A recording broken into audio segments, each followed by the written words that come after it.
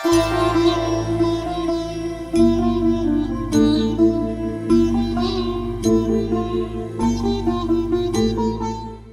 గురుభ్యో నమః, శ్రీమాత్రే నమః. సుమన్ టీవీ ప్రేక్షకులందరికీ నమస్కారం. అందరికీ కూడా శుభాకాంక్షలు. ఎందుకు శుభాకాంక్షలు చెప్తున్నాను? మన బాలరాముడు ప్రతిష్ఠ కాబోతూ ఉన్నాడు అయోధ్యలో. వస్తున్నారు రాములోరు వస్తున్నారు. కలియుగంలో మరియు తిరిగి వస్తున్నాడు ధర్మం ఉద్ధరింపచేయటానికి మన రాములోరు వస్తున్నారు. Gautam neuro care, brain stroke, migraine, fits, brain and spine surgeries కి బెస్ట్ న్యూరో సర్జన్. త్రేతాయుగంలో వచ్చారు, ధర్మాన్ని ఉద్ధరించారు. తిరిగి కలియుగంలో బాలరాముడై వస్తున్నాడు. కాబట్టి మనం అందరము కూడా సంతోషంగా ఎంతో అద్భుతంగా పండగ చేసుకోవాలి. ఈ అయోధ్య రామ ప్రతిష్టని పండగ చేసుకోవాలి అందరూ. అంటే ఇంకొక దీపావళిని మనకు చూడండి, 2023 నవంబర్లో దీపావళి చేసుకున్నాం. మళ్ళా జనవరిలో కూడా మరొక దీపావళిని చేసుకుంటున్నాం. ఎందుకు? రాముల వారు రాముని సంహరించి అయోధ్యకు తిరిగి వచ్చేటప్పుడు అయోధ్య వాసులంతా కూడా దీపావళి పండుగని నిర్వహించుకున్నారంట. అలా తిరిగి మళ్ళా మన బాలరాముడు అయోధ్యలో తిరిగి రాబోతున్నారు, అక్కడ ఉండబోతున్నారు, ధర్మాన్ని తిరిగి ఉద్ధరింపబోతున్నారు. కాబట్టి మనమందరము కూడా దీపావళి పండుగని లాగా మనమందరము భక్తి శ్రద్ధలతో చేసుకోవాలి. రాముడు మతము కాదు, ధర్మం, ధర్మానికి ప్రతిరూపం రాముల వారు. ఆయన కారణ జన్ముడు. ఎందుకంటే అధర్మం ప్రబలినప్పుడు మహావిష్ణువు అవతారము తీసుకొని భూమి మీదకి వచ్చి ధర్మము ఉద్ధరింపచేస్తాడు అని చెప్పి మనకి పురాణాలు చెప్తున్నాయి కదా. ఇంకొక విశేషం ఏంటో తెలుసా? మనకు అసలు ఈ ద్వాదశి రోజున అక్కడ ప్రతిష్టాపన జరుగుతోంది. మహావిష్ణువు కూర్మ అవతారం తీసుకుంది కూడా అదే రోజు. ఎలా కలిసాయో చూడండి. ఇవన్నీ కూడా అదే భగవంతుడి యొక్క లీల, రాముల వారి యొక్క లీల అన్నమాట. హనుమంతుల వారి యొక్క అద్భుతమైన భక్తి. ఇక్కడ హనుమంతులు వారు ఖచ్చితంగా మనకి అయోధ్యకు వస్తారు. ఎవరు కనుక్కుంటారో ఆయన్ని తెలియదు కానీ, కాబట్టి అటువంటి అద్భుతమైన సన్నివేశాన్ని ప్రత్యక్షంగా పరోక్షంగా దాని వెనక ఉన్న విశేషాలన్నీ కూడా మనం అందరము కూడా తెలుసుకోవాలి. ఈ రోజు నుంచి, ఈ క్షణము నుంచి రామాయణం గురించి ప్రతి పిల్లవాడికి తల్లిదండ్రులు, ప్రతి భార్యకి భర్త, భర్తకి భార్య ఇలా రామాయణం గురించే చర్చించుకునే ఒక గొప్ప అవకాశం. ఎందుకంటే పిల్లలందరికీ రామాయణం గురించి తెలియదు. కానీ ఈ ప్రతిష్ట అనేది మనందరికీ కూడా, తెలియని వాళ్ళందరికీ కూడా రామాయణం గురించి చెప్పే ఒక గొప్ప సదవకాశం తిరిగి అన్నమాట. అంటే రామాయణాన్ని తిరిగి మళ్ళా చెప్పుకునేది. మధ్యలో మనందరం మర్చిపోయాం. ఏదో హరికథలు, బుర్రకథల ద్వారా మా చిన్నప్పుడు ఇవన్నీ కూడా బాగా వాడుకలో ఉండేవి. ఇప్పుడు అవి కూడా లేవు. కాబట్టి మరి ఈ రామాయణాన్ని తిరిగి తెలుసుకునే అవకాశం కూడా మనకు లభించింది అనుకోవాలి. రామాయణం, సీతాయనం ఇవన్నీ కూడా తెలుసుకోవాలి. రాముడి యొక్క ఆయనమే కాదు, సీతమ్మ వారి యొక్క ఆయనం కూడా మనకు ఉంది. అమ్మవారి గురించి తెలుసుకోవాలి. మహాలక్ష్మి స్వయాన వచ్చింది. శ్రీరామచంద్రుడు ఆకాశమైతే సీతమ్మ వారు భూమాత. వీరిరువురు కలిసిన అద్భుతమైన కావ్యం మహారామాయణం అన్నమాట. ఈ అద్భుతమైన కావ్యాన్ని మనం అందరము కూడా భక్తి శ్రద్ధలతో మనం తెలుసుకోవాలి. అలాగే ప్రతి ఒక్కరికి, మీ ఇండ్లందరికీ కూడా అయోధ్య అక్షింతలు, కుంకుమ అందరికీ ఇచ్చి వెళ్ళి ఉంటారు. అందరికీ సందేహం, ఏం చేయాలి అక్షింతలు? ఇంట్లో కేజీ బియ్యం అక్షింతలు తయారు చేసి దానిలో కలిపి పెట్టుకుందాం. పిల్లల బర్త్డేలు అయితే వేయచ్చు, లేకపోతే ఎవరైనా కొత్తగా వివాహం అయితే వేయచ్చు. ఇలా అనేక సందేహాలు ఉన్నాయన్నమాట. అంటే ఎలా వాడుకోవాలో తెలియట్లేదు. కానీ నేను మీకు ఎలా వాడుకోవాలో చెప్తాను. వాటిని అలానే వాడుకోండి. కుంకుమ ధారణ ఎప్పుడు చేయాలి, అసలు రేపు అయోధ్య రామమందిర ప్రతిష్ట ఎలా చేసుకోవాలి, ఏ నామస్మరణ చేయాలి, ఏ నామస్మరణ చేస్తూ మనము ఆ భగవంతుడి పట్ల భక్తిని మనం చూపించుకోవాలో నేను ఇప్పుడు మీకు చూపించబోతున్నాను. ఇది మా ఇంట్లో పూజా మందిరం.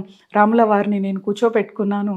ఇప్పుడు మనం ఏ పని చేసినా, మనం ఏ క్రతువు చేసినా మనము మొదటగా దీప ప్రజ్వలన అంటే దీపారాధననే మనకి చాలా విశేషంగా కనిపిస్తుంది. అవునా? అలా ముందుగా మనం దీపారాధనని చేసుకుందాం. రాముల వారు కూర్చున్నారు మా ఇంట్లో. రాముల వారు ఎక్కడ ఉంటే అక్కడ ధర్మం అనేది ఉంటుంది. మరి ఇప్పుడు మనం దీపారాధనతో మనం ఏ విధంగా రేపు పూజ చేసుకోవాలో మీరందరూ కూడా చూసి తెలుసుకోండి.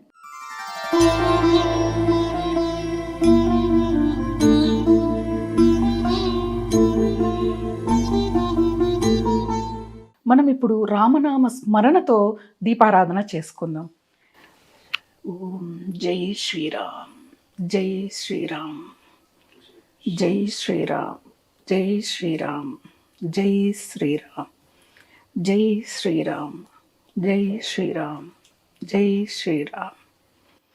ఇలా దీపారాధన మనం వెలిగించుకొని అగరబత్తిని మనము ధూపాన్ని చూపించాలి కదా స్వామికి. అలా స్వామివారికి ధూపాన్ని చూపించి మనసారా రామనామ స్మరణ చేయండి. మొదటగా శ్రీరామ ఎంత ఎక్కువగా చేస్తే అంత పాప నివారణ అనేది జరుగుతుంది. కలియుగంలో రామనామ స్మరణకు మించిన నామం ఇంకొకటి లేదు అని చెప్తారు పెద్దవాళ్ళు మనకి. అన్ని యుగాల్లో యజ్ఞాలు, యాగాలు, పూజలు, క్రతువులు ఇవన్నీ కూడా చాలా ఉండేవి. కానీ కలియుగంలో మన యొక్క సంగతి తెలిసి మన ఋషులు ఏం చేశారంటే ఒక మంత్ర జపం వల్లనే మనకి ముక్తిని, మోక్షాన్ని కలగజేసేంత అద్భుతమైన వరాన్ని మనకు ప్రసాదించారు. అందులోనూ రామనామ స్మరణ. కాబట్టి మరి అక్షింతలు ఎలా చేయాలి అనేది చూద్దాం. అయోధ్యలో ప్రతిష్ఠ అవుతుంది కదా మనకి. అయోధ్యలో ప్రతిష్ఠ అయిపోయిన తర్వాత ఆ ఘట్టం మనం చూస్తాం, ప్రత్యక్షంగా కానీ పరోక్షంగా కానీ. ఆ ఘట్టం పూర్తి అయిపోయిన తర్వాత అది జరుగుతున్నంతసేపు కూడా మీరు ప్రత్యక్షంగా కానీ పరోక్షంగా కానీ వీక్షిస్తూ మీరు జై శ్రీరామ్, జై శ్రీరామ్, జై శ్రీరామ్ అని జపం చేయటం కానీ. ఇంకొక అద్భుతమైన రెమెడీ నేను చెప్తాను. ఈ రోజున ఒక వైట్ పేపర్ తీసుకొని ఒక ఆకుపచ్చ రంగు పెన్ను ఉంటుంది కదా, గ్రీన్ కలర్ పెన్ను ఉంటుంది కదా, అది తీసుకొని మీరు 1000ని ఒక్కసారి జై శ్రీరామ్, జై శ్రీరామ్ అని రాసి మీ దగ్గరలో ఉన్న ఆలయానికి వెళ్ళి సాయంకాలం వెళ్ళండి. వెళ్ళి ఆ పేపర్ని ఆ శ్రీరామచంద్రుల వారి పాదాల దగ్గర పెట్టండి. ఖచ్చితంగా మీ యొక్క సంకల్పం అనేది నెరవేరుతుంది. ఇప్పుడు అక్షింతల్ని చూద్దాము. ఇవి అయోధ్య నుంచి నాకు వచ్చిన అక్షింతలు, అలాగే కుంకుమ. నేనేం చేస్తున్నా అంటే ఇంట్లో ఉన్న వాళ్ళమి, మళ్ళా మా పిల్లల బర్త్డేలు ఉన్నాయి, పుట్టినరోజులు ఉన్నాయి ఈ నెలలో. కాబట్టి ఈ అక్షింతలు కొన్ని నేను ఉంచుకొని ఆ రోజు వాళ్ళ తల మీద వేద్దామన్న ఒక ఆలోచనతో ఇంట్లో ఉన్న అక్షింతలు ఉంటాయి కదా, ఇంట్లో ఉన్న అక్షింతలతో ఈ అక్షింతల్ని నేను కలుపుతున్నాను. కలిపి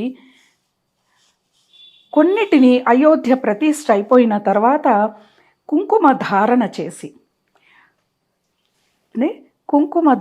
చేసి ఈ అక్షింతలని నేను తల మీద చల్లుకుంటున్నాను.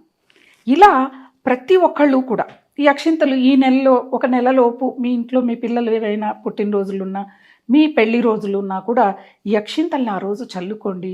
సీతారాముల వంటి ఆదర్శ దంపతులుగా లోకంలో నిలబడిపోతారు. అంటే లోకమంతా తెలియాలా అంటే లోకమంతా తెలియకపోయినా పర్వాలేదు, మీ కుటుంబం వరకైనా మీరు ఆదర్శ దంపతులుగా, మీరు తెలిసిన వాళ్ళ వరకైనా ఆదర్శ దంపతులుగా మీరు నిలిచిపోతారనమాట. ఇలా మనం అక్షింతలు తయారు చేసుకున్నాం. ఎలా చేసుకోవాలో చూసుకున్నాం కదా. అక్షింతలు తల మీద వేసుకున్నాం కదా. మరి సంధ్యాకాలంలో 5 దీపాలని మనం పెట్టుకోమని చెప్పని మనకి ఆదేశాలు వచ్చాయి. ఏంటిది 5 దీపాల సంకేతం? కరోనా టైంలో 9 దీపాలు చెప్పారు మోదీ గారు. కానీ అయోధ్య రామమందిరం ప్రతిష్ఠ సందర్భంగా సాయంకాలం అందరూ కూడా, అంటే ఉదయమే మనం ఇంటి గుమ్మానికి పూల తోరణాలు, మామిడాకులు, పండగ ఎలా చేసుకుంటామో అలానే అన్నమాట.